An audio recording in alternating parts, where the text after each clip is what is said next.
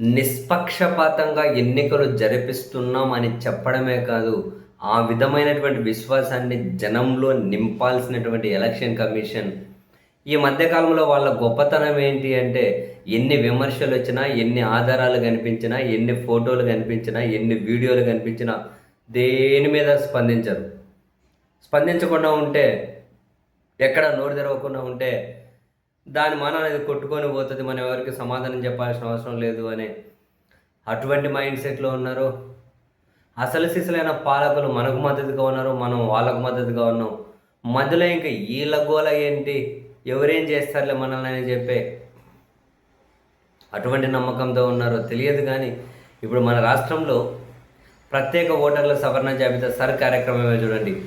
వరుసబెట్టి పత్రికల్లో ఫోటోలు వస్తూ ఉన్నాయి, వీడియోలు వస్తూ ఉన్నాయి. ఏమని? అదిగో అధికార కూటమి నేతలు లేకుంటే టీడీపీ పార్టీ వాళ్ళు ఎన్యుమరేషన్ ఫారాలు తీసుకున్నారని, వాళ్ళు ఇస్తున్నారని, టీడీపీ కార్యాలయాల్లోనే వాటిని ఏ విధంగా స్కాన్ చేస్తున్నారో చూడండి అని, సచివాలయాల్లో టీడీపీ వాళ్ళు కూర్చొని ఎన్యుమరేషన్ ఫారాలు స్కాన్ చేసి ఎక్కించే ప్రాసెస్ ఎట్లా చేస్తున్నారో చూడండి అని వరుసపెట్టి ఆ ఫోటోలు పత్రికల్లోనే ప్రచురితం అవుతూ ఉన్నాయి.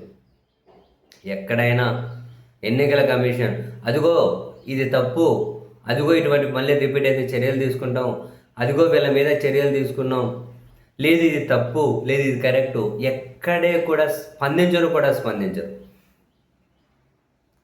అసలు ఎన్నికల కమిషన్ గొప్పతనం ఏంది? అసలు ఎందుకు ఈ వ్యవస్థను ఇలా చేసేస్తున్నారు? ఈరోజు కూడా పత్రికల్లో ఫోటోలే ప్రచురితమయ్యాయి. ఏమని?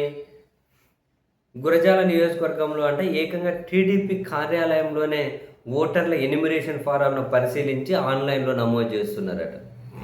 ఆ ఫోటోలుగానే ప్రింట్ చేశారు.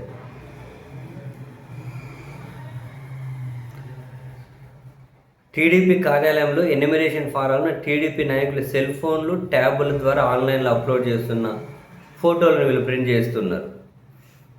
అంతేకాదు, కర్నూలులో అట ఒక టీడీపీ కార్యకర్త 198వ నంబర్ పోలింగ్ బూత్ పరిధిలో ఏకంగా సచివాలయంలోకి దర్జాగా వచ్చి అధికారుల సమక్షంలోనే ఎన్యుమరేషన్ ఫారాలను స్కాన్ చేసి యాప్లోకి అప్లోడ్ చేస్తూ ఉన్నారట.